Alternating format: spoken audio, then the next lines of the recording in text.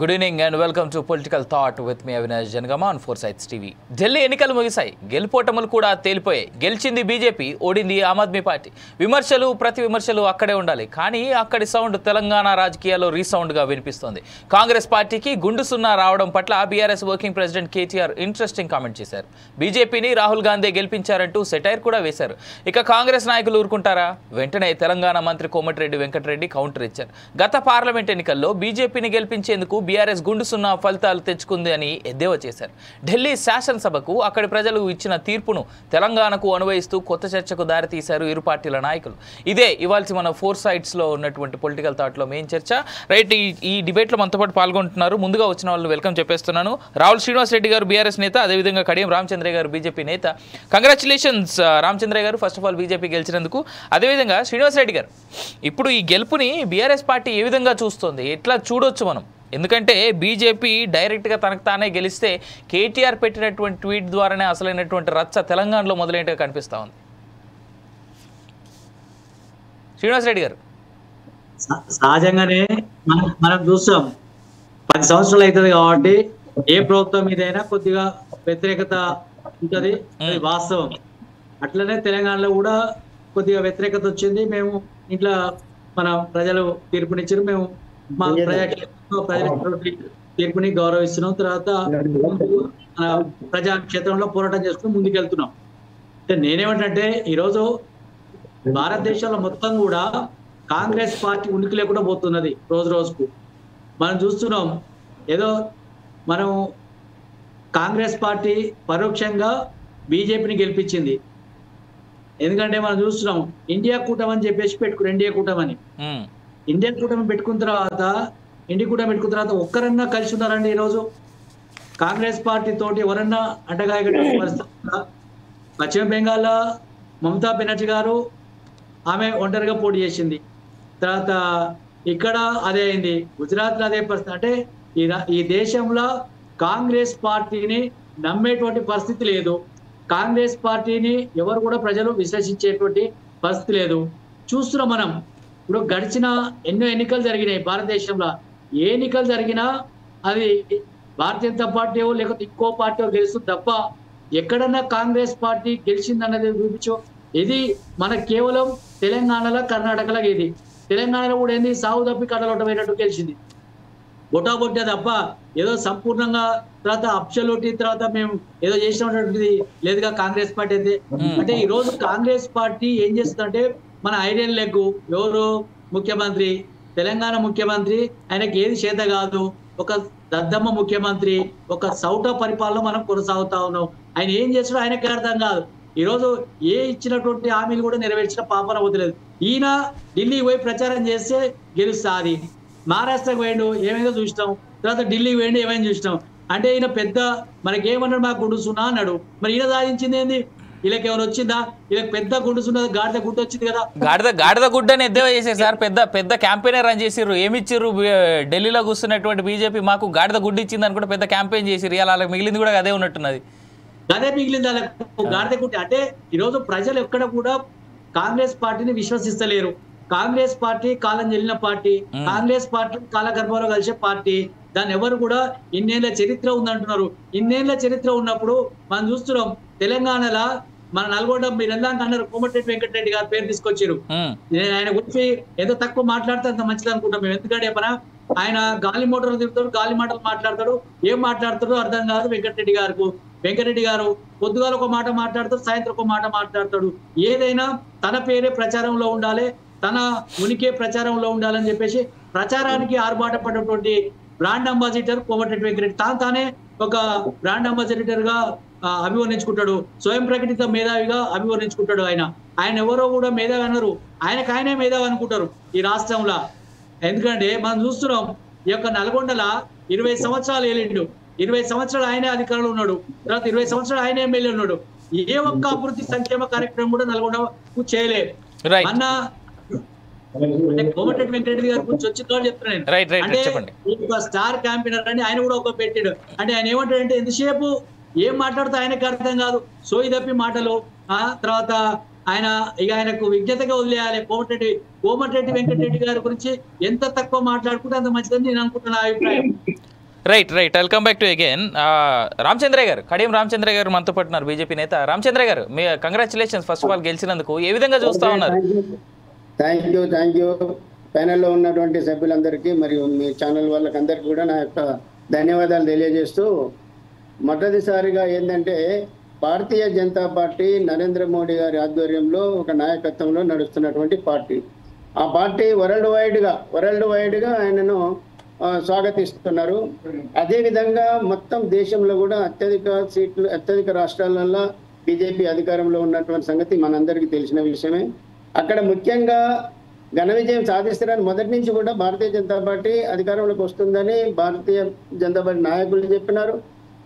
ఎందుకు నరేంద్ర మోడీ గారు చెప్పినారు, మా క్యాంపెయినింగ్ పోయిన మన రాష్ట్రం నుంచి పోయిన నాయకులు కూడా, మన బండి సంజయ్ గారు అయితేనే, కిషన్ రెడ్డి గారు అయితేనేమి, ఇంకా ముఖ్య నాయకులు చాలా మంది పోయారు. అక్కడ ఉన్నటువంటి వాతావరణాన్ని చూసి ఖచ్చితంగా భారతీయ జనతా పార్టీ అధికారం వస్తుంది అని అన్నారు. దాంట్లో కొన్ని సరే ఏ పార్టీకైనా కొన్ని లూప్ హోల్స్ ఉంటాయి. ఆ లూప్ హోల్స్ గమనించినారు. మేజర్ గా అక్కడ ఉన్నటువంటి ప్రజానికం ఎవరైతే ఉన్నారో, ఇప్పుడు 3 సార్లు అధికారంలోకి వచ్చిండ్రు, 3వసారి కూడా అధికారం వస్తుందనే ధీమాతో ఆమ్ ఆద్మీ పార్టీ వాళ్ళు ధీమాతో ఆ దురాచారాలు ఏంటంటే గంగా నదిలో ఏదో ఒక హర్యానా నుంచి కలుపుకుంటూ వచ్చినటువంటి అదొక అభియోగం మోపినారు. తర్వాత ఇంకొక విషయం ఏం చేసిండ్రంటే పబ్లిక్ ను బాగా హరాస్మెంట్ చేసినటువంటి సన్నివేశాలు చాలా కనిపించినాయి అనేది మా వాళ్ళు కూడా చెప్పినారు. ఇంకొక ముఖ్యంగా ఏంటంటే అది కాకుండా అదేమో వాళ్ళ తప్పిదాలు. ముఖ్యంగా చేసేది ఏంటంటే మన భారత ప్రధానమంత్రి నరేంద్ర మోడీ గారు ఎవరైతే ఉన్నారు కదా, వారు చేసేటువంటి అభివృద్ధి కార్యక్రమాలను చూసి అక్కడ ప్రజలు స్వాగతించారు. అయితే అక్కడే కాదు, మన దగ్గర ఉన్నటువంటి మొత్తం భారతదేశం మొత్తంలో కూడా ఇది అధికారం ఇచ్చేటువంటి దాంట్లో ఒక 1 minute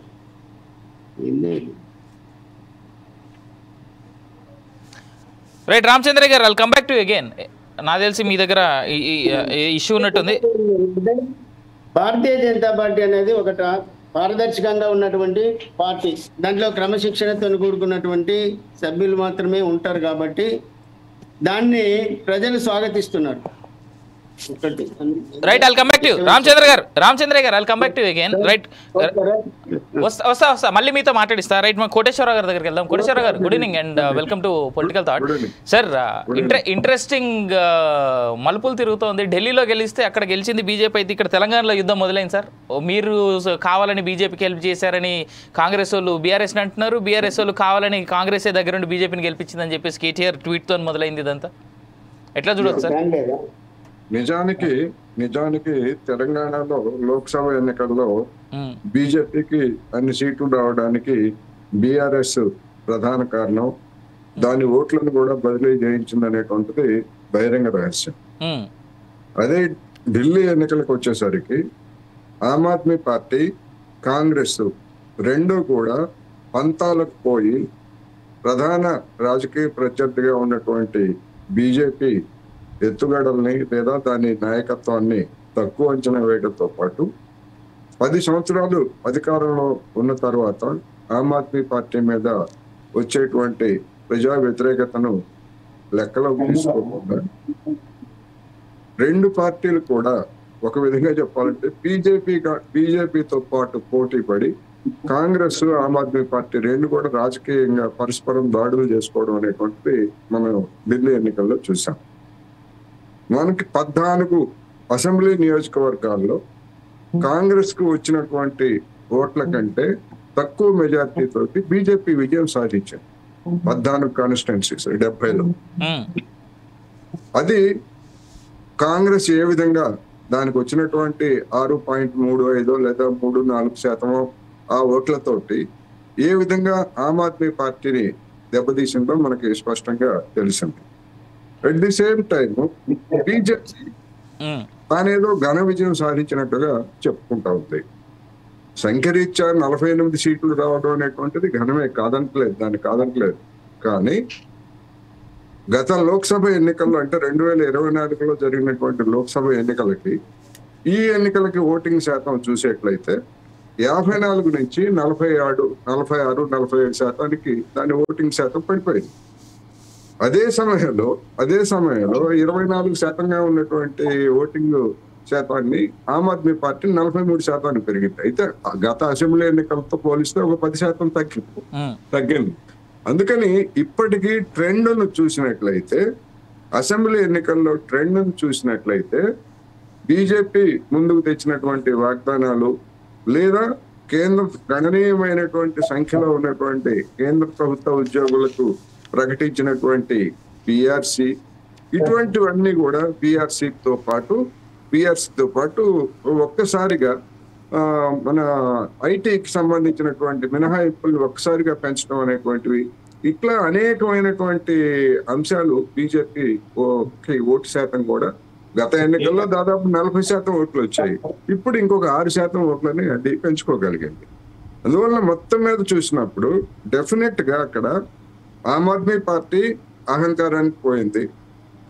కాంగ్రెస్ కూడా అదే తన బలాన్ని అంచనా వేసుకోవడంలో అది కూడా తీవ్రమైనటువంటి ఒక దురహంకారానికి మేము చెప్పినట్టు వినరా. ఎందుకంటే మొన్న లోక్సభ ఎన్నికల్లో 2 పార్టీలు కలిసి పోటీ చేశాయి.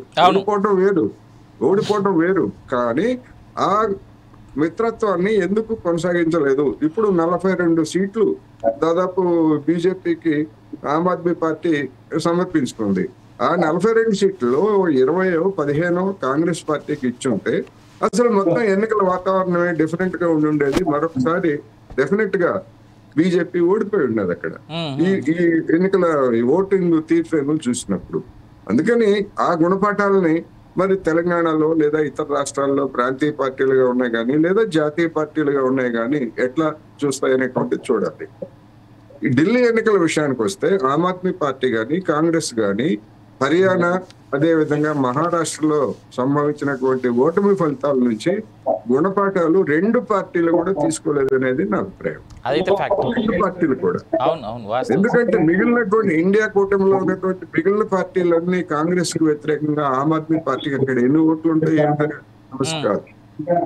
నైతికంగా మద్దతు ఇచ్చినప్పుడైనా కాంగ్రెస్ వెనక్కి తగ్గి కనీసం వ్యవహరించి ఉండేట్లయితే ఈ విధమైనటువంటి పరాభవం దానికి వరుసగా 3వ అసెంబ్లీలో ప్రాతినిధ్యం లేకుండా పోయింది కదా.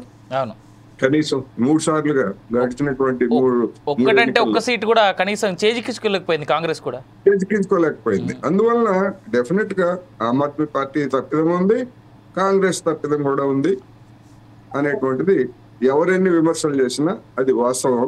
అది అల్టిమేట్ గా ఎవరికి లాభించింది? ఇక్కడ బీఆర్ఎస్ చేసినటువంటి తప్పిదంతో బీజేపీ లాభించింది, అక్కడ కాంగ్రెస్ పార్టీ చేసినటువంటి తప్పిదంతో బీజేపీ లాభించింది. ఈ 2 పార్టీలను కూడా బీజేపీని ఒక విధంగా చెప్పాలంటే దాని ప్రతిష్టను పెంచాయనేది కూడా చెప్పాలి. రైట్. శ్రీనివాస్ రెడ్డి గారు, కోటేశ్వరరావు గారు మాట్లాడుతూ కూడా మాట అన్నారు, తెలంగాణలో లోక్సభలో బీజేపీ గెలవడానికి బీఆర్ఎస్ఏ కారణమైంది అనేటువంటి మాట. ఇది ఏ రకంగా ఎవరి అండర్స్టాండింగ్ చూసుకున్నా అదే మాట ఉంది. ఇవాళ కేటీఆర్ చేసినటువంటి ట్వీట్కి కోమటిరెడ్డి గారు ఇచ్చినటువంటి కౌంటర్ కూడా అలాగే ఉంది. ఒకటి, మేమే ఢిల్లీకి రాజులం, మేమే ఇన్నేళ్ల మాకు చరిత్ర, కాంగ్రెస్ చరిత్ర ఉందన్నారు. ఢిల్లీలో ఉండేటువంటి నాయకులు ఢిల్లీలో ఒక సీట్ గెలవలేకపోయారు. అంటే ఢిల్లీ వాళ్ళు పుట్టింది అక్కడే కదా, పెరిగింది అక్కడనే, చేసిందంతా వాళ్ళే కదా. ఈ దేశంలో ఎక్కువ సంవత్సరాలు పాలినటువంటి వాళ్ళే కదా, కాంగ్రెసే కదా. కాంగ్రెస్ ఎక్కడన్నా బోని కొట్టిందా మనం అంటున్నాం కదా. ఇక్కడ మేము తెలంగాణ రాష్ట్రంలో అధికారులకు వచ్చినాక తర్వాత మేము 39 సీట్లు ప్రజలు మెజార్టీ ఇచ్చినారు. తర్వాత సరే కొన్ని అనివార్య కారణాల వల్ల కొంతమంది పార్టీ విడిచి కాంగ్రెస్ లో పోవచ్చు కాక, అయినా వాళ్ళ మీద మేము పోరాటం చేస్తూనే ఉన్నాం. అంటే కాంగ్రెస్ పార్టీ ఇన్నేళ్ల చరిత్ర కలిగినటువంటి కాంగ్రెస్ పార్టీకి ఢిల్లీలో గుండు సున్నా వచ్చిందంటే, గాడికి గుడ్డు పెట్టిరంటే ఏమర్థం చేసుకోవాలి మనం? అంటే మాకంటే ఎక్కువ సున్నా అయితే వచ్చింది వాళ్ళకు. మేమన్నా ఇంకా తెలంగాణ రాష్ట్రంలో ప్రాతినిధ్యం వహిస్తున్నాం. తర్వాత తెలంగాణ రాష్ట్రంలో 39 సీట్లు ఉన్నాయి మాకు. తర్వాత ప్రజలు మాకు ఓటేసి గెలిపించినారు. తర్వాత కేసీఆర్ గారు ముఖ్యమంత్రి అయిన తర్వాత ఈ తెలంగాణ రాష్ట్రంలో 10 సంవత్సరాలు 9 సంవత్సరాలు బ్రహ్మాండంగా అన్ని వర్గాల ప్రజలకు, సంపన్న వర్గాల ప్రజలకు సంతృప్తినిచ్చే విధంగా పాలన కొనసాగించిండు. ఈ రోజు మనం చూస్తున్నాం, ఆనాడు రైతు వ్యవసాయం దండుగా అన్నారు చంద్రబాబు నాయుడు కాలంలో, తర్వాత కాంగ్రెస్ పార్టీ హయాంలో. కానీ వ్యవసాయాన్ని పండుగగా చేసి తర్వాత వ్యవసాయాన్ని అన్ని ముందుకు తీసుకెళ్లేటువంటి, రైతుని నారాజుగా చేసినటువంటి గొప్ప చరిత్ర ఉన్నటువంటి వ్యక్తి తెలంగాణ తొలి ముఖ్యమంత్రి కల్వకుంట్ల చంద్రశేఖరరావు గారు. అదేవిధంగా రైతు ఏడవతూ రైతు మంచిగా ఉండాలి, రైతుకు నాణ్యమైన కరెంట్ ఇవ్వాలి మంచిగా. ఎందుకంటే మనం చూస్తున్నాం గతంలో పాము కాటుకు బలై తర్వాత తేలు కాటుకు బలై తర్వాత పొలం కాడికి పోయి మోటార్ పెట్టడానికి పోతే కరెంట్ షాక్ బలైనటువంటి అనేక మంది ఉన్నారు. వాళ్ళందరికీ మంచిగా ఉండాలి. తర్వాత ఎవరు కూడా రైతు చనిపోతూ తెలంగాణ రాష్ట్రంలో ఆత్మహత్యలు ఉండొద్దు, తర్వాత కరెంట్ షాక్లు ఉండొద్దు అని చెప్పేసి నాణ్యమైన కరెంటు 24 గంటలు ఇచ్చిండు. రైతు రాత్రిపూట కాదు పగలపూట మోటార్ పెట్టుకోవచ్చు అని చెప్పేసి అటువంటి పని చేసినటువంటి గొప్ప వ్యక్తి, గొప్ప చరిత్ర వ్యక్తి కల్వకుంట్ల చంద్రశేఖరరావు గారు.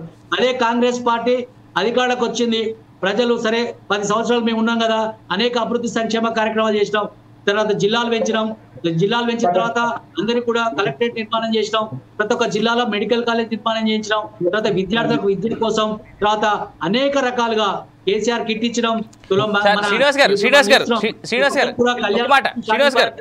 అనేక సంక్షేమ కార్యక్రమాలు. శ్రీనివాస్ గారు ఒక మాట, కేటీఆర్ గారు చేసినటువంటి ట్వీట్ మీద మీ ఒపీనియన్ ఏంది? ఎందుకంటే congratulations Rahul Gandhi for at another election winnowing for BJP అని ఆయన చేసినటువంటి ట్వీట్ మీద మీ ఒపీనియన్ ఏంది స్ట్రైట్ గా?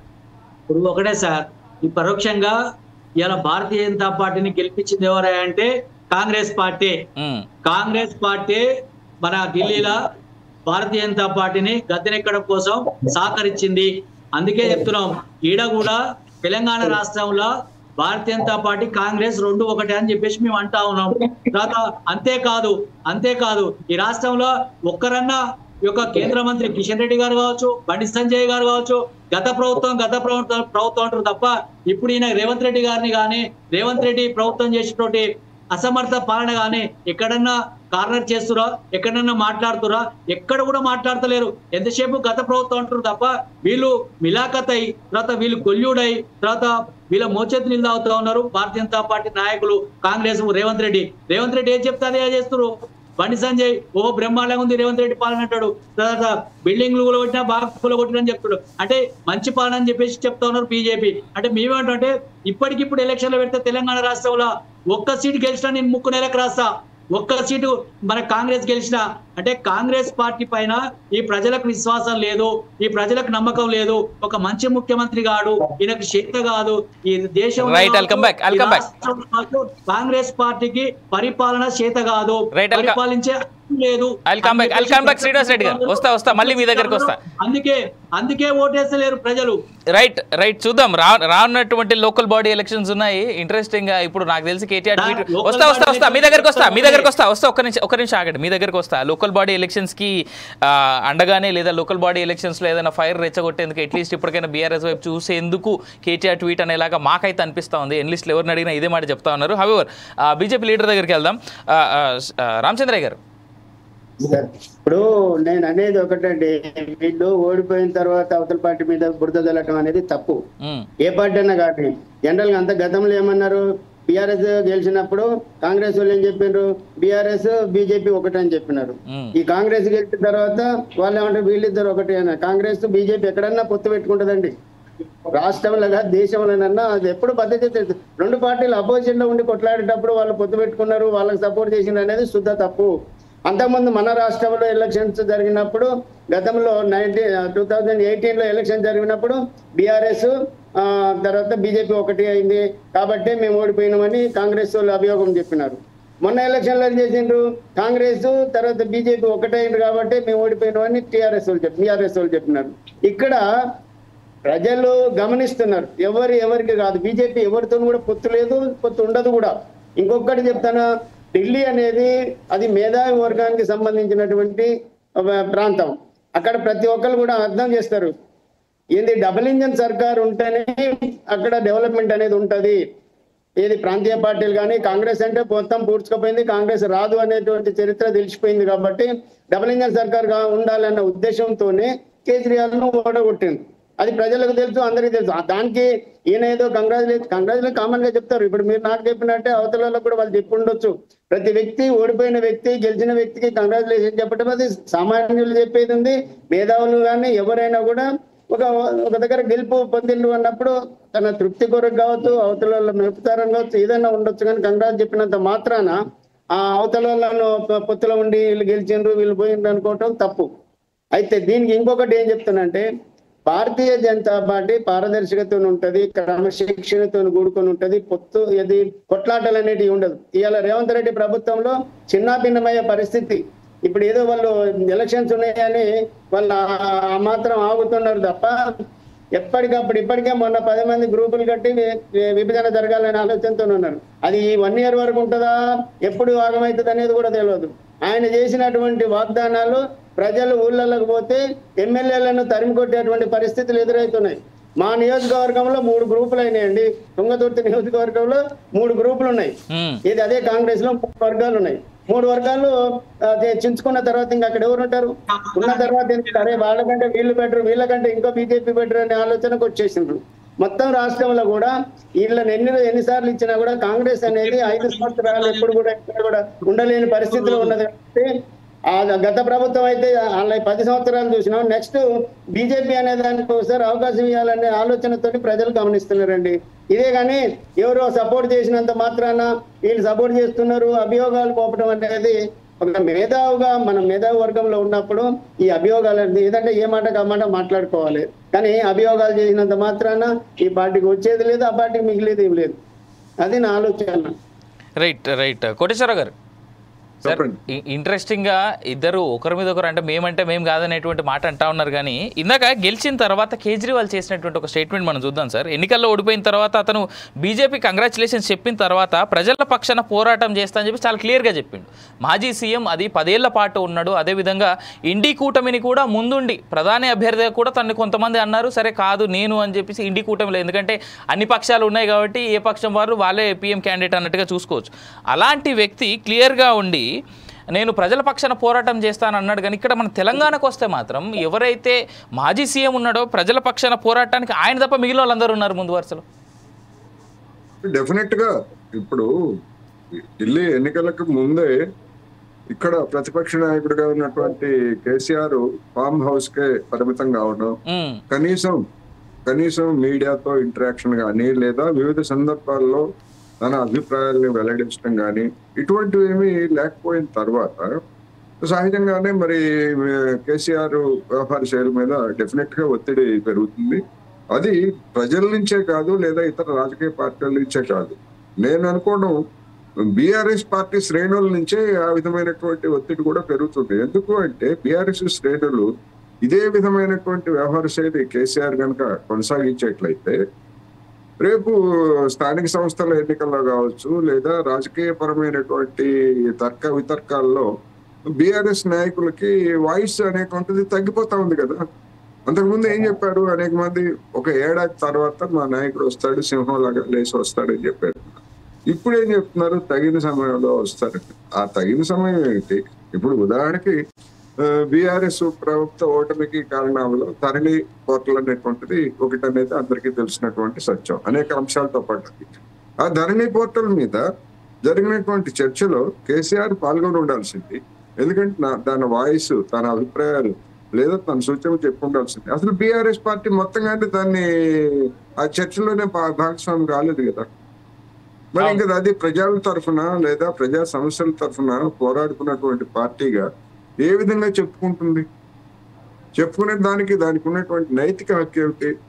ఎవరైనా చెప్పుకోవచ్చు మేము పోరాడుతున్నామని, కానీ కీలకమైనటువంటి సమయాల్లో ధరణి దాని మీద అసెంబ్లీలో చర్చ జరుగుతూ ఉంటే ఏం మాట్లాడారు బీఆర్ఎస్ నాయకులు, బీఆర్ఎస్ ప్రతినిధులు? ఏం మాట్లాడలేదు, ఆ చర్చకు దూరంగా ఉన్నారు. అందువల్ల డెఫినెట్ గా ఇది కేసీఆర్ మీద జనంలో వచ్చి పార్టీ కార్యకర్తలు వచ్చి ఒత్తిడి పెంచుతుంది. రెండోది ఇక్కడ మనం గమనించాల్సింది ఏంటంటే రాజకీయాల్లో గతంలో కాంగ్రెస్ పార్టీ మొత్తం రాష్ట్రాల్లో ఓవర్వెల్మింగ్ గా మెజార్టీ లేదా కేంద్రంలో మెజార్టీలో ఉన్నప్పుడు అది ప్రాంతీయ పార్టీలని ఇతర పార్టీలని కూడా మింగేయడానికి ప్రయత్నించండి. ఆ ప్రయత్నం చేసినటువంటి దానికి అనుగుణంగానే అనేక పార్టీలు సైద్ధాంతికంగా కానీ లేదా ఇతరత్ర అనేక విభేదాలు ఉన్నప్పటికీ కాంగ్రెస్ విముక్త భారత్ కావాలనేటువంటిది గతంలో అనేక పార్టీలు చేసే జనతా ప్రయోగం అలాంటిదే కదా. అటువంటి పరిస్థితి ఇప్పుడు బీజేపీకి వచ్చినప్పుడు తెలంగాణ రాజకీయాల్లో బీఆర్ఎస్ పార్టీ బీజేపీని దెబ్బతీయడానికి, రాజకీయంగా దెబ్బతీయడానికి అది ప్రయత్నిస్తుందా, లేదా ఇక్కడ ప్రధాన ప్రత్యర్థిగా ఉన్నటువంటి కాంగ్రెస్ ని దెబ్బతీయడానికి ప్రయత్నిస్తుందా అనేటువంటి ప్రశ్న. ఆ కాంగ్రెస్ ను దెబ్బతీయడానికి ముఖ్యంగా రేవంత్ రెడ్డి మీద ఉన్నటువంటి వ్యక్తిగతమైనటువంటి వ్యతిరేకత కావచ్చు, మరొకటి కావచ్చు, ఏమైనప్పటికీ మహబూబ్ నగర్ కాన్స్టిట్యున్సీలో బహిరంగంగా బీజేపీకి సపోర్ట్ చేయబట్టే కదా, బీఆర్ఎస్ సపోర్ట్ చేయబట్టే కదా డీకేఆర్ ని గెలవగలిగింది. అది అందరికీ తెలిసినటువంటి రహస్యం. మాకేం సంబంధం లేదు, మాకేం అటువంటి ఏమి లేదు అని బీఆర్ఎస్ నాయకులు ఎంత చెప్పుకున్నప్పటికీ అలాంటి ఉదంతాలు అనేకం చూసినప్పుడు దాని చిత్తశుద్ధి, బీజేపీ పట్ల దాని చిత్తశుద్ధి ఏమిటి అనేటువంటి ప్రశ్న. ఇక్కడ ఒకటి గమనించాలి, ఇప్పుడు ఆ పక్కనే ఉన్నటువంటి ఆంధ్రప్రదేశ్ లో తెలుగుదేశం పార్టీని కబళించడానికి కూడా బీజేపీ ప్రయత్నిస్తూ ఉంది. ఎందుకని? తనకు పట్టు లేనటువంటి చోట్ల, లేదా తనకు అధికారం కావాల్సినటువంటి చోట్ల బీజేపీ ఎంతకైనా తెగుస్తుంది అనేటువంటిది ఢిల్లీ ఎన్నికల్లో మనం చూసాం. ఆంధ్రప్రదేశ్ లో తన మిత్రపక్షంగా ఉండి తనకు 4 సీట్లు దానం చేసినటువంటి పార్టీనే కబళించడానికి ఇతర పార్టీల నుంచి వచ్చినటువంటి వాళ్ళందరినీ కూడా తనలో గాని లేకపోయేట్లయితే జనసేనలో గాని చేర్చుకొని పవన్ కళ్యాణ్ భుజం మీద నుంచి తుపాకీ పెట్టి తెలుగుదేశం పార్టీని అల్టిమేట్ గా దెబ్బతీసి తన ఎదగాలని బీజేపీ ప్రయత్నిస్తా ఉంది. మరి అటువంటి దాని నుంచి ఇక్కడ ఉన్నటువంటి బీఆర్ఎస్ నాయకత్వం ఏ గుణపాఠం తీసుకుంటుంది అనేటువంటిది రాబోయే రోజుల్లో పెద్ద ప్రశ్న. బీజేపీని సమర్థించినా ఆ పార్టీ దెబ్బతింటుంది, కాంగ్రెస్ ను దెబ్బతీసే పేరుతోటి మౌనంగా ఉన్నా కానీ ఆ పార్టీ కూడా సర్వైవ్ కాదు. బలపరిచినటువంటి పార్టీలకే దిక్కు లేకుండా పోయింది కదా. నిజానికి బీఆర్ఎస్ అనేటువంటిది వాళ్ళ చౌరాస్తాలో ఉంది. ఎటు పోవాలి, సరైనటువంటి మార్గాన్ని కనుక ఎంచుకోకపోయేట్లయితే రాజకీయంగా దానికి రాబోయే రోజుల్లో మరిన్ని చిక్కులు ఏర్పడే అవకాశం ఉందనేది నా అభిప్రాయం. రైట్. ఇప్పుడు దాదాపుగా మనం ఢిల్లీలో ఏదైతే పొలిటికల్ సిచ్యువేషన్ చూసాం, మేబీ అదే ఛాన్స్ అయ్యేందుకు ఛాన్స్ కూడా ఉంది ఇక్కడ లోకల్గా. ఆల్రెడీ చాలా గడ్డు పరిస్థితి ఉంది. గడ్డు పరిస్థితి ఉంది. లోక్సభ ఎన్నికల్లో వచ్చినటువంటి ఓటింగ్ శాతాలు, లేదా వివిధ పార్టీలకు వచ్చినటువంటి ఓటింగ్ శాతాలు, ఇవన్నీ చూసినప్పుడు బీఆర్ఎస్ తేల్చుకోవాలి, కాంగ్రెస్ మీద ఉన్నటువంటి వ్యతిరేకతతోటి బీజేపీకి మేలు చేస్తుందా లేదా అనేటువంటిది ఇవాళ రాష్ట్రంలో ప్రధానమైనటువంటి అంశం రాబోయే రోజులు. రైట్. కోటేశ్వరరావు గారు, ఐల్ కమ్ బ్యాక్ అగైన్. నేను రామచంద్ర గారి దగ్గరికి వెళ్తా. రామచంద్ర గారు, కోటేశ్వరరావు గారు మాట్లాడుతూ చాలా క్లియర్గా చెప్తా ఉన్నారు, బీఆర్ఎస్ మీరు ఎంత అవునన్నా కాదన్నా బీఆర్ఎస్ చేసినటువంటి సపోర్టే ఇక్కడ ఖచ్చితంగా వర్కౌట్ అయిందని. అయితే సేమ్ టైం నా సూటి ప్రశ్న, ఢిల్లీలో ఏదైతే ఇప్పుడు వచ్చినటువంటి ఎన్నికల ప్రభావం ఏదైతే ఉందో అది తెలంగాణ రాజకీయాలపై పడుతుందని మీ ఊహ ఏదైనా ఉందా? ఎందుకంటే ఇందాక బండి సంజయ్ మాట్లాడుతూ దాని ఎఫెక్ట్ వల్లే మేము ఆ ఎఫెక్ట్ ఖచ్చితంగా ఇక్కడ తెలంగాణలో కూడా ఉంటుంది, మేము 3 ఎమ్మెల్సీ స్థానాలు ఏదైతే జరగబోతా ఉన్నాయో ఎమ్మెల్సీ పోటీ, దాంట్లో 3 స్థానాలు మేమే గెలుస్తాం అనేటువంటి మాట ఆయన అన్నాడు బండి సంజయ్ ఇందాక మాట్లాడుతూ. దానికి వాస్తవం ఏంటంటే ఒక్క ఢిల్లీ ఎలక్షన్ ని దృష్టిలో పెట్టుకోవటం కాదు, ఎప్పుడైతే మాకు 8 పార్లమెంటు సీట్లు వచ్చినాయో అప్పటి నుంచే భారతీయ జనతా పార్టీ ఇప్పుడు రాబోయే ఎమ్మెల్సీలు కానీ లేకపోతే గ్రామ పంచాయతీలలో కానీ నెక్స్ట్ అసెంబ్లీలో కానీ భారతీయ జనతా పార్టీ బాగా వేస్తుంది అనేది డిసైడ్ అయిపోయినాము. ఇప్పుడు ఢిల్లీ ఎలక్షన్ అనేది దానికి తోడుగా కలిసి వచ్చింది. ఎందుకంటే దేశ రాజధానిలో బీజేపీ ఉన్నది, గత 20-25 సంవత్సరాల నుంచి లేనటువంటిది ఇప్పుడు వచ్చింది అని అంటే ప్రజలలో ఒక రకమైన 27 ఏళ్ళు పట్టింది బీజేపీకి ఢిల్లీ పీఠం చేజిక్కించుకోవడానికి. 27 ఏళ్ళు. ఇప్పుడు ఇక్కడనైతే ఇంతవరకు అధికార పార్టీలోకి రాలేదు. కాబట్టి ఇక్కడి ప్రజలు ఏమనుకుంటారు అంటే ఒక్కసారి భారతీయ జనతా పార్టీకి అవకాశం ఇచ్చి చూద్దాము. అప్పుడు ఆ అవకాశాన్ని చూడాలంటే ఒకసారి 10 సంవత్సరాలు బీఆర్ఎస్ కి ఇచ్చినాము, తర్వాత కాంగ్రెస్ కి అయితే 60 సంవత్సరాలు ఇచ్చినాము. ఒకసారి బీజేపీ మోడీని చూద్దాము, మోడీ ప్రభుత్వాన్ని చూద్దాము ఏ విధంగా ఉంటుందో అనేటువంటి ఆలోచన ప్రజలలో అంటే గ్రామ స్థాయిలో తెలిసిపోయింది. కాబట్టి మా బండి సంజయ్ గారు అన్నా కానీ, కిషన్ రెడ్డి గారు అన్నా కానీ, ఎవరన్నా కూడా మా వాదన మాత్రం ఖచ్చితంగా రాబోయే ఎలక్షన్ ఏ ఉన్నా కూడా ఖచ్చితంగా బీజేపీ అధికారంలోకి వస్తుంది అనేది మేము ఎక్స్పెక్ట్ చేస్తాం. అయితే రామచంద్ర గారు, నాదో స్ట్రైట్ క్వశ్చన్, మళ్ళీ అసెంబ్లీ ఎన్నికల వరకు మోడీ ప్రధానిగా కొనసాగుతాడా? అప్పటి వరకు ఆయన ఏజ్ సపోర్ట్ చేస్తుందా ఆయనకి? ఎంతండి ఆయన ఆయన ఒక యోగి మహానుభావుడు. ఆయన యాక్టివ్ గా ఉన్నాడు. ఆయనంత ఏది యాక్టివ్ గా ఉన్నటువంటి వాళ్ళు ఎవరు కూడా లేరు. ఆయనకింత 71, 72 ఇయర్స్. ఒక్కొక్కరు 80. అంతకుముందు ప్రైమ్ మినిస్టర్ గా పివి నరసింహారావు ఉన్నప్పుడు ఒక చిన్న ఎగ్జాంపుల్ చెప్తా. Prime minister PV Narasimha Rao age ఎంత ఉన్నప్పుడు ప్రైమ్ మినిస్టర్ ఏంటండి? మన తెలంగాణ ప్రైమ్ మినిస్టరే కదా నరసింహారావు గారు. అప్పుడు ఎట్లా ఉండే మొత్తం బక్కగా మొత్తం ఇదంతా పోయిన తర్వాత ఒక స్టేజ్ లో ప్రైమ్ మినిస్టర్ అయిన తర్వాత యాక్టివ్ గా బ్రహ్మాండంగా ఉండగలిగింది. ఆయన ఏజీని పర్మిట్ తీసుకోకూడదు. ఏజీ యాక్చువల్ గా మళ్ళా ఎలక్షన్ మీరు ఇప్పుడు మీకు రిటైర్మెంట్ అయ్యారు, తర్వాత మైన్స్ లో చేసేది రిటైర్డ్ అయ్యారు. అంటే బీజేపీలో కూడా ప్రభుత్వ ఉద్యోగి ఎట్లయితే రిటైర్మెంట్ అయితే ఏజ్ పెట్టుకున్నారో లిఫ్ట్, అట్లనే బీజేపీలో కూడా ఒక 70 ఏళ్ళ లిఫ్ట్ పెట్టినారు. ఆ 70 ఏళ్ళ తర్వాత వారి పదవిలు చేయొద్దు అని చెప్పేసి ఒకటి పెట్టుకున్నారు. ఆ నిబంధన దాటిపోయింది ప్రధానమంత్రి గారికి కూడా. అది దాటిపోయినప్పటికీ కూడా వారికి ఏంటంటే ఎగ్జామ్షన్ కేసులో ఇచ్చినారు కాబట్టి ఈ 5 years ఖచ్చితంగా ప్రైమ్ మినిస్టర్ గా ఆయన ఉంటారు. ఆయనలో మార్పు అనేది జరగదు. అది ఇస్తారంటే కొన్ని కేసులలో అక్కడ కొన్నిట్లో ఎగ్జామ్షన్ కేపబుల్ పర్సన్, కెపాసిటీ ఉన్న వ్యక్తి, ఆయన ఒక ఫేస్ వాల్యూ ఉన్న వ్యక్తి కాబట్టి ఆయన పెడతామని పెట్టుకున్నారు. అప్పుడు అది వేరే పార్టీలో పెట్టిండ్రు, మన పార్టీలో కూడా పెట్టకూడదనే ఆలోచన కాదు. అవసరం వచ్చినప్పుడు మార్పు అనేది జరుగుతుంది. ఖచ్చితంగా మేము సిద్ధాంతాలకు కట్టుబడి ఉన్నాం, చెక్ టైం చేస్తారు. కానీ స్పెషల్ కేసు కింద పెట్టినారు. అది ఆయన యాక్టివ్ ఉన్నాడు కాబట్టి పెట్టాల్సి వచ్చింది. దాంట్లో వేరియేషన్ ఏముంటుంది? ఇప్పుడు నేను రిటైర్డ్ అయినా ఇప్పుడు నాకు 64 years, నేను యాక్టివ్గా తిరగగలుగుతున్నాను. అందరూ ఎంతంటే 50-55 అంటారు నన్ను. చెప్తున్న విషయానికి వస్తే యాక్టివ్గా ఉన్న వాళ్ళు ఎవరైనా పొలిటికల్ గా పనికి వస్తారు. దాన్ని మార్పు రావద్దు, ఉన్న వాళ్ళే ఉండాలి, కొత్త అవకాశం లేదంటారు మీరు. అట్లేం లేదు కొన్నాళ్ళే ఉండాలనే ఆలోచన కాదు. అట్లా అనుకుంటే వాజ్పేయి కాలేదా మన దగ్గర? వాజ్పేయి తర్వాత దేశాన్ని ముందుకు తీసుకెళ్లాలని అంటారు. కానీ ఇంకా మేమే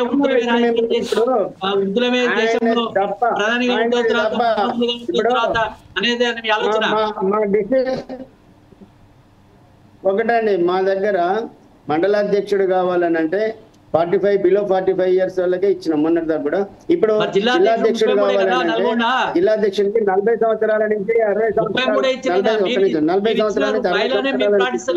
మీరు ఇచ్చినటువంటి రూలే మీరు పాటిస్తలేరు అంటున్నాను నేను. అది మీరు ఒకటి ఇచ్చారు, 2 సార్లు క్రియాశీల సభ్యత్వం ఉండాలి. మా పార్టీ పాటించినట్టు వేరే పార్టీ పెట్టుకున్నారు. 40 ఏళ్ళు ఉండాలి, 45 ఏళ్ళు ఉండాలి. నల్గొండలో 33 ఏళ్ళ భారతీయ జనతా పార్టీ పాటించినట్టుగా మిగతా పార్టీలు ఏ అన్నా కానీ పాటించినట్టుంటే అసలు ఇక చాలా సంతోషపడేవాళ్ళం. మాకు అందే ఇప్పుడు ఒక్కొక్కటండి. గతంలో బీజేపీ అని అంటే పక్కకు దోషేసినారు.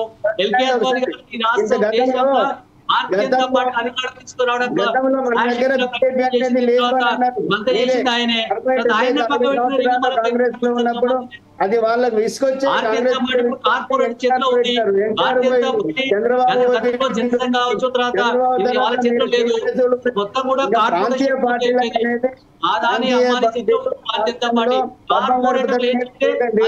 పరిస్థితి ఉన్నది. కార్పొరేటర్ కనుసనలో భారతీయ జనతా పార్టీ నడుస్తూ ఉంది. కార్పొరేట్ అట్లా మీరు ఊహించుకుంటే సరిపోతుందండి. మా దగ్గర కూడా సిద్ధాంతపరమైనటువంటి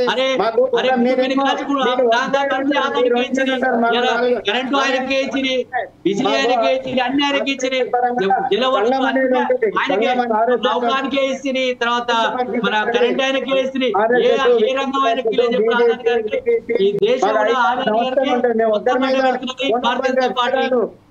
మోనోపోలీగా ఒకరి మీద ఆధారపడి తర్వాత ఓడరేవులు ఆయననే, టెలికమ్యూనికేషన్ ఆయననే, తర్వాత గాలి నీరు అన్ని ఆయననే.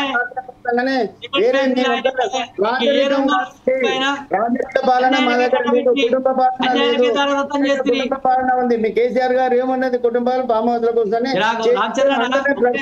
ప్రజలు విశ్వసించగానే వాళ్ళు ఎక్కడికి చూడాలి? తెలంగాణ రాష్ట్రంలో తెలంగాణ ఉద్యమంలో 2009 నుండి కేసీఆర్ గారు వెంట నడిచి తర్వాత ప్రజాక్షేత్రంలో ప్రజల చేత ఎన్నుకోబడ్డటువంటి వ్యక్తులు హరీష్ రావు గారు కావచ్చు, కేటీఆర్ కావచ్చు, కవితనే కావచ్చు, ఇసుకుపోయిన కాంగ్రెస్ ఓడగొట్టాలనే ఉద్దేశంతో మీరు ఉద్యమం మొదలు పెట్టినారు తప్ప పోరాడిన రామచంద్ర అన్న అదే కాక వేరే పార్టీ నువ్వు ఎన్టీఆర్ ఏ ఉద్యమం చేసి వచ్చిండండి? ఎన్టీఆర్ గారు ఈ ఉద్యమంతో వచ్చిండా? అప్పుడున్న కాంగ్రెస్ మీద వ్యతిరేకతతో ఎన్టీఆర్ వచ్చినాడు. అదే 10 సంవత్సరాల తర్వాత మళ్ళా ఎన్టీఆర్ కొడుకు ఎమ్మెల్యే అయ్యాడు, ముఖ్యమంత్రి అయ్యాడు, ఎన్టీఆర్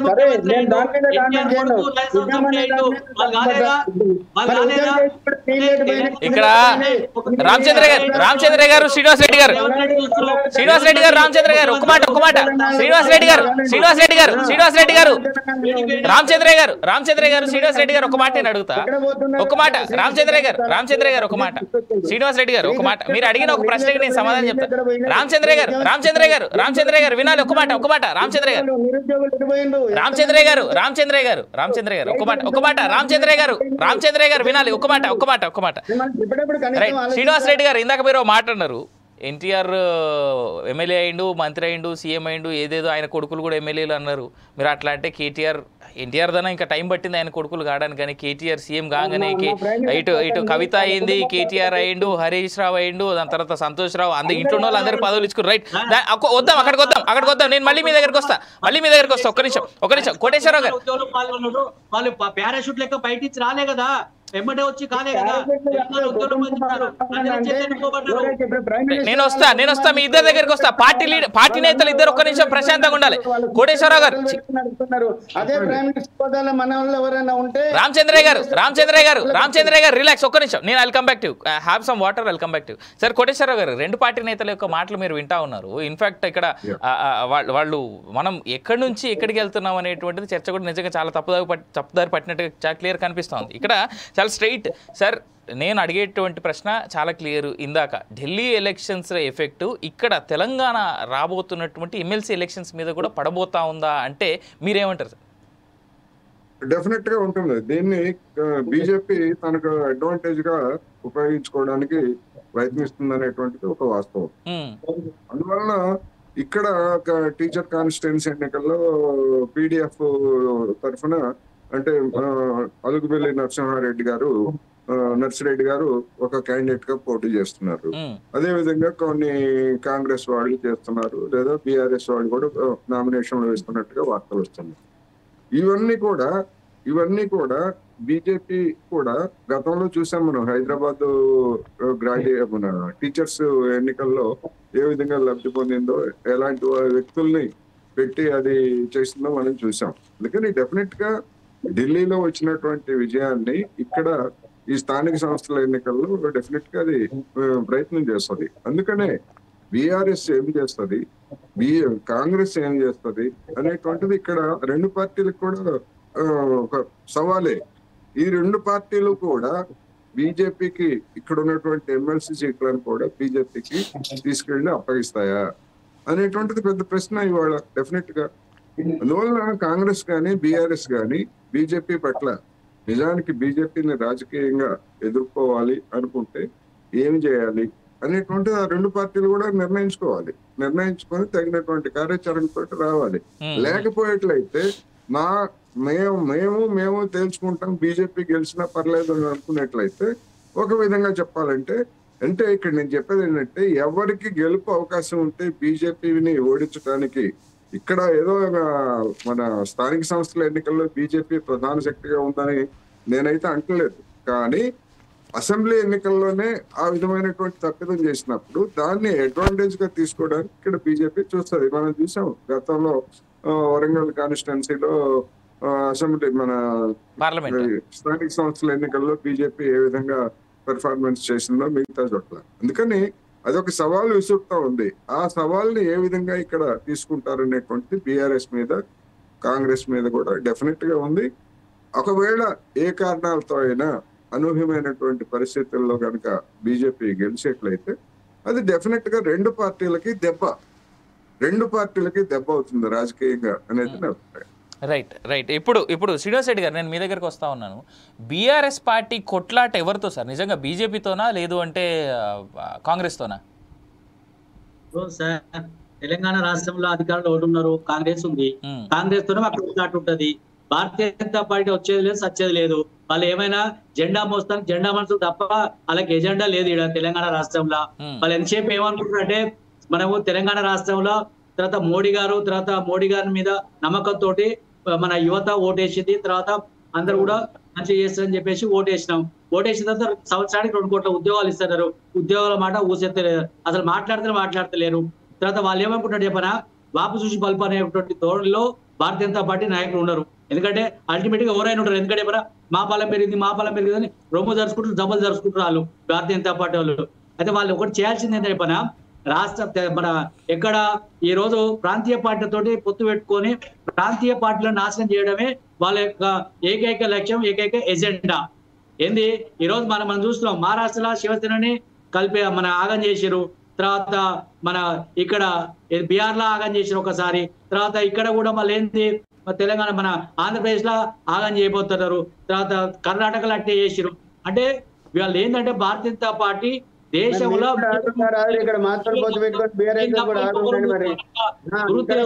దురాలోచన భారతీయ జనతా పార్టీ. రామచంద్ర గారు ఒక మాట రామచంద్ర గారు లెట్ హిమ్ ఫినిష్, ఆ తర్వాత మీరు మాట్లాడండి. భారతీయ జనతా పార్టీలో లేట్ గా చేయను అన్న, చెప్పింది కూడా వినాలి. భారతీయ జనతా పార్టీ మూల సిద్ధాంతం కూడా మనకు తెలిసినట్టు లేదు. భారతీయ జనతా పార్టీ యొక్క మూల సిద్ధాంతం, భారతీయ జనతా పార్టీ యొక్క దానికి మన కర్త ఎవరు, తర్వాత క్రియ ఎవరు కూడా మీకు కొద్దిగా అంటే మీరు వేరే అంటలేను కానీ జర ఆగురండి ఒక నిమిషం, దాని లోతుగా పోదలుచుకోలేదు నేను. అంటే నేను ఏమంటాడే పనా, ఈరోజు భారతీయ జనతా పార్టీ ఏమనుకుంటాడే పనా, మేము చేస్తే ఏదైనా ఒప్పు, తర్వాత మేము చేస్తే ఏదైనా కరెక్ట్ అయినటువంటి భావనలో భారతీయ జనతా పార్టీ ఒక ఆలోచన ఉన్నది.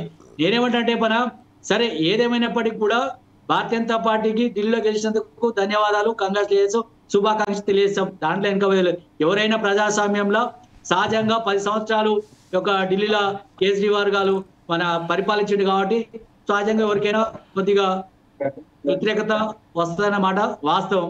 అదే పనిగా తెలంగాణ రాష్ట్రం కూడా వచ్చింది. అంటే నేనేమంటే ఒక్కడిగా బయలుదేరి కేజ్రీవాల్, ఆయనకు ఎవరు మంది మార్బలం లేదు, తర్వాత ఒక్కడిగా బయలుదేరి ఒక ఢిల్లీ వెళ్ళిందంటే మనం అర్థం చేసుకోవచ్చు.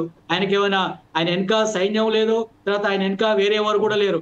అదే మాదిరిగా కేసీఆర్ గారు కూడా ఒక్కడిగా బయలుదేరి లక్షలాది మంది సైన్యాన్ని ఏర్పాటు చేసుకొని ఈ తెలంగాణ కాంగ్రెస్ మెడలు వచ్చి తెలంగాణ తీసుకొచ్చి 10 సంవత్సరాలు ప్రజలకు ఎలాంటి ఇబ్బంది లేకుండా బ్రహ్మాండంగా పరిపాలన చేసినటువంటి పరిపాలనా దక్షకుడు మన కేసీఆర్ గారు. ఇదే రేవంత్ రెడ్డి గారు అధికారంలోకి వచ్చి సంవత్సర కాలం అయింది, ఒక 14 నెలలు 13 నెలలు. ఈ 13 నెలల కాలంలో ఎన్నిసార్లు మనం దరఖాస్తు చేసుకున్నాం, ప్రజలు ఎన్నిసార్లు మోసం చేసిరు. ఈరోజు రేషన్ కార్డు కోసం దరఖాస్తు, తర్వాత ప్రజాపాలనలో ఒక దరఖాస్తు చేసుకున్నాం, మన గ్రామ సభలో ఒకసారి దరఖాస్తు చేసుకున్నాం. అంటే తర్వాత ఈ దరఖాస్తుల ప్రభుత్వం తప్ప, ఈ యొక్క అర్జీల ప్రభుత్వం అయిపోయింది తప్ప ప్రజలకు ఎక్కడ కూడా పారదర్శకత మాత్రం లేదు. ఈరోజు రుణమాఫీ చేస్తాను, ఏ ఒక్క రైతు కూడా సరిగా జరగలేదు. తర్వాత మనం ఏం చేసినాం, ఇంకోటి తగుదనామా అని చెప్పేసి అరే కేసీఆర్ 10,000 ఇస్తుండు బిటా, నేను అధికారులకు రాగానే మీకు 15,000 ఇస్తా ఆగండి అని చెప్పేసి చెప్పిండు. డిసెంబర్ 9వ తారీఖు అనే డిసెంబర్ 9 మళ్ళా డిసెంబర్ 9 మళ్ళా ఇంకో 2 నెలలు గడిచే ఇంతవరకు రైతు బంధు ఏకపాయ. ఏదైనా వాళ్ళ గ్రామంలో 1-2 సెలెక్ట్ చేసుకొని ఇచ్చే ఈ రోజు ప్రజలకు సాటల తౌడు వచ్చి కుక్కలకు పంచాయతీ పెట్టినట్టు ప్రజల మధ్యన వైషమ్యాలు సృష్టిస్తున్నది కాంగ్రెస్ పార్టీ, ప్రజల మధ్యన అయోమయాన్ని సృష్టిస్తున్నది కాంగ్రెస్ పార్టీ. కాబట్టి మాకు అల్టిమేట్ గా ఎప్పటికైనా కాంగ్రెస్ పార్టీ ఇది తెలంగాణలో ఉంది కాబట్టి కాంగ్రెస్ పార్టీతో మాకు కొట్లాట, కాంగ్రెస్ పార్టీతో మాకు తనలాట ఉంటది. తర్వాత ఈ రోజు చూస్తున్నాం రేవంత్ రెడ్డి మన నల్గొండల రైతు సభ పెడతా అంటే, రైతు ధర్నా పెడతా అంటే మాకు పర్మిషన్ ఇవ్వలే. తర్వాత మహబూబాద్ లో రైతు ధర్నా పెడతాంటే పర్మిషన్ అంటే న్యాయస్థానాలకు పోయి మేము పర్మిషన్ తీసుకోవాల్సిన దౌర్భాగ్య పరిస్థితి యొక్క తెలంగాణ రాష్ట్రంలో ఉంది. తర్వాత అడుగడుగున తుపాకీ కొట్టడం ద్వారా పోలీసులను అడ్డు పెట్టుకొని పుట్ల చప్పుడుతోటి ఈ యొక్క తెలంగాణ రాష్ట్రంలో రాజ్యం వెళ్తా ఉన్నాడు రేవంత్ రెడ్డి. పోలీసులను పక్కకు పెట్టి, కాన్వాయ్ని పక్కకు పెట్టి, దమ్ముంటే గాలి మోటార్లు కాకుండా కాలిబాటన రోడ్డు మార్గాన రమ్మండి, ప్రజల సత్తా ఏందో తెలంగాణ రాష్ట్రంలో చూపిస్తారు. ప్రజలు బగ్గుమంటా ఉన్నారు. ఎక్కడికి పోయినా ఆ తిట్లు నేను ఎప్పుడు చూడలేదు. రైట్ శ్రీనివాస్ రెడ్డి గారు, right I will come back to you again. Right sir Ramachandra గారు, మీ ఉద్దేశాన వారు చెప్పింది నేను ఏకీభవిస్తున్నా. కాంగ్రెస్ ప్రభుత్వం మీద ఏదైతే వాగ్దానాలు రేవంత్ రెడ్డి చెప్పిండో అవన్నీ వాస్తవం. కానీ ఒకటేంది అని అంటే, ఇప్పుడు రాబోయేది మామూలు ప్రజలు కాదు. ఎలక్షన్, ఎమ్మెల్సీ ఎలక్షన్ అనేది మామూలు విషయం కాదు. లేకపోతే ఎవరు అన్ఎడ్యుకేటెడ్ లేకపోతే ఇంకెవరు కాదు. మేధావి వర్గంలో స్పెషల్ టీచర్స్ అంటే చాలా మేధావి వర్గం వాళ్ళు. చాలా 1కి 4 సార్లు ఆలోచించి ఓటేస్తారు. కాబట్టి దేశ భవిష్యత్తును చూసుకొని, రాష్ట్ర భవిష్యత్తును చూసుకొని ఇప్పుడు అక్కడ కాంగ్రెస్ వాళ్ళ పరిస్థితి అర్థమైంది. వీళ్ళ క్యాండిడేట్ సరైన క్యాండిడేట్ లేడు. ఖచ్చితంగా మా ఎమ్మెల్సీ క్యాండిడేట్లు 3 ఉన్నా కూడా 3 భారతీయ జనతా పార్టీకి వేస్తారు అనేది 100కు 100 బల్లా కొద్దీ చెప్పగలుగుతా. Right right. ఇదే సందర్భంలో రామచంద్ర గారు ఒక్క నిమిషం.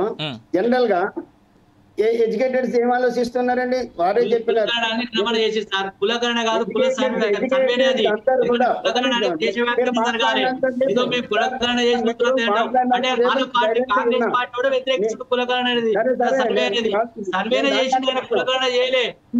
మీరు నేను చెప్పిన దాకా మేము సైలెంట్ గా ఉన్నాం. నేను మాట్లాడినప్పుడు కొద్దిగా ఓపిక పట్టండి, తర్వాత ఉంటే కౌంటర్ చేయండి, దాంట్లో ప్రాబ్లం లేదు. కానీ నేను అనేది ఏంటంటే, మీరు చెప్పిన దాన్ని 100% నేను ఏకీవిస్తున్నాను. వాళ్ళు చెప్పిన దాంట్లో ఏది కూడా అమలు చేయలేదనే సంగతి ప్రజలు అనుకుంటున్నారు, మేధావి వర్గం అనుకుంటారు, టీచర్లు అనుకుంటారు, ప్రతి ఒక్కరు కూడా అనుకుంటున్నారు. బట్ అక్కడ జరిగే విషయం ఏంటి అని అంటే, మరి ఎవరి కొరకు ఆలోచిస్తారు, మరి ఎవరికి వేయాలి అని అంటే నెక్స్ట్ ఆల్టర్నేట్ ఎవరున్నారు? భారతీయ జనతా పార్టీ ఉన్నది. కాబట్టి వాళ్ళకి వేస్తేనే మనకి ఏదైనా కూడా సమస్యలు సాల్వ్ అవుతాయని. ఐటీ విషయానికి వచ్చేస్తే ప్రజలు ఇప్పుడు అందరూ కూడా, ఇంతకుముందు కూడా సార్ చెప్పినాడు ఏమని, 12 లక్షల వరకు ఇన్కమ్ ట్యాక్స్ ఎగ్జామ్షన్ ఇచ్చేసినారు అన్నది. మరి ఇంతమంది ఏ ప్రభుత్వాలలో కూడా కొన్ని ఇష్యూస్ ప్రజల గురించి, ఎంప్లాయీస్ గురించి ఆలోచించినటువంటి ఇష్యూస్ లేవు. ఇక్కడ ఈ రేవంత్ రెడ్డి ప్రభుత్వం 2020లో రిటైర్డ్ అయిన వాళ్ళకు ఇప్పటిదాకా కూడా పెన్షన్ బెనిఫిట్స్ ఏవైతే ఉంటాయో, గ్రాట్యుటీ కానీ ఆ దాంట్లో వాళ్ళకు. కాబట్టి వాళ్ళందరూ ఎవరికి వేస్తారు? అరే రిటైర్డ్ అయిన వాళ్ళకు ఇస్తలేడు. రామచంద్ర గారు ఒక నిమిషం, I'll come back to you. మనతో పాటు కాంగ్రెస్ నేత మాధవి గారు కూడా జాయిన్ అవుతా ఉన్నారు కాబట్టి, I mean we're about to conclude, but still ఆవిడ జాయిన్ అయ్యారు కాబట్టి, మాధవి గారు వెల్కమ్. ఢిల్లీలో జరిగినటువంటి ఘోర ఓటమికి కాంగ్రెస్ పార్టీ ఏ విధంగా చూస్తూ ఉంది? ఎందుకంటే అసలు ఎలక్షన్ కౌంట్ డౌన్ మొదలైనప్పుడు ప్రియాంక గాంధీని ఎయిర్పోర్ట్లో ఆవిడని అడిగారు మీడియా మిత్రులంతా కలిసి, ఏంటి ఢిల్లీ మీద మీరేమో అనుకుంటున్నారు అని చెప్పేసి అంటే, అప్పటికే ట్రెండ్స్ అన్ని స్టార్ట్ అయ్యి కాంగ్రెస్ ఇక్కడ లీడింగ్ లో లేదు, నాకు తెలిసి ఒక్క చోట లీడింగ్ లో కనిపిస్తూ ఉండింది. I did not even follow the election results అని చెప్పేసి అని అంది ఆవిడ. ఓకే, సో అదే కాకుండా దాని తర్వాత కేటీఆర్ గారు tweet, congratulations to Rahul Gandhi for winning at another elections for BJP అనేటువంటి ట్వీట్. దీనిపైన కాంగ్రెస్ పార్టీ ఏ విధంగా చూస్తూ ఉంది? సో నమస్కారం అండి, పార్టిసిపేట్ అవుతున్న అందరికీ కూడా నమస్కారం. నేను ఏమంటున్నా అంటే, ఇప్పుడు గవర్నమెంట్ బీజేపీ గవర్నమెంట్ ఉండబట్టి ఒక 10 years అయిపోయింది. సో గవర్నమెంట్ ఏది ఉంటే అది రావడం అనేది దాదాపుగా జరుగుతూనే ఉంది. ఈ ఢిల్లీ వేదికగా ఈ రోజు బీజేపీ వాళ్ళు ఎన్ని కుట్రలు చేసిండ్రో ప్రజలందరూ చూస్తూనే ఉన్నారు. వాళ్ళు ప్రధానమంత్రి గారు ఏం చెప్పిండ్రు, ఉచితాల వల్ల దేశం చాలా వెనకబడిపోతుంది అని చాలా దగ్గరలో విమర్శించిండు. ఎక్కడైతే కాంగ్రెస్ ప్రభుత్వం ఏమైనా పథకాలు ప్రవేశపెట్టిన దగ్గర నుండి కూడా ప్రాంతీయ పార్టీలు కానీ కాంగ్రెస్ పార్టీ కానీ పెట్టిన వాటన్నిటిని కూడా విమర్శించారు బీజేపీ వాళ్ళు. అదే ఈ రోజు మళ్ళీ వాళ్ళు ఏం చేస్తున్నారు, ఆప్ పార్టీ చేసింది కాంగ్రెస్ పార్టీ ఇచ్చిన దానికంటే ఇంకాస్త ఎక్కువ చేసి ఉచితాలు ఇస్తామని చెప్తున్నారు. దాంతో ప్రజలు అట్రాక్ట్ అయిపోయినరు. ప్రభుత్వం లేకపోవడం అనేది కూడా అది వెనకబడిపోయినాము, ఆ మాట వాస్తవము. కానీ సరిదిద్దుకోవడానికి ప్రయత్నం చేస్తానే ఉన్నాము. కొన్ని రాష్ట్రాలలో కాంగ్రెస్ బలపడుతోంది. వచ్చే కాలంలో కాంగ్రెస్ పార్టీ మరింత బలోపేతమై మరి గవర్నమెంట్ ఫామ్ చేయబోతా ఉంది. మరి బీజేపీ ఇచ్చినటువంటి అన్ని హామీలు నెరవేర్చిందా అంటే ఎంతవరకు నెరవేర్చినా అందరికి తెలుసు. నల్లధనం తెస్తా అని తీయలేదు, రైతులు అందరి దాంట్లో అకౌంట్స్లలో వేస్తామన్నారు. సో ఇట్లా చెప్తే చాలా ఉన్నాయి, కానీ ఎవరి ఫెయిల్యూర్స్ వాళ్ళకు ఉండొచ్చు. ఇంతకు ముందు ఒక 20 ఏళ్ల క్రితం వరకు కూడా బీజేపీ 20 ఏళ్ల తర్వాత ఇప్పుడు ఫామ్ చేయబోతుంది. 24 సంవత్సరాల తర్వాత, 27 సంవత్సరాల తర్వాత ఫామ్ చేయబోతుంది. అంటే వాళ్ళు కూడా ఎదురు చూస్తున్నారు. మేము కూడా గెలుపు కోసమని మేము మా వంతు ప్రయత్నంగా మేము చేస్తానే ఉన్నాము. ఆప్ ప్రభుత్వాన్ని ఎంతగా బీజేపీ ప్రభుత్వం ఇబ్బంది పెట్టిందో మనం చూసినాం.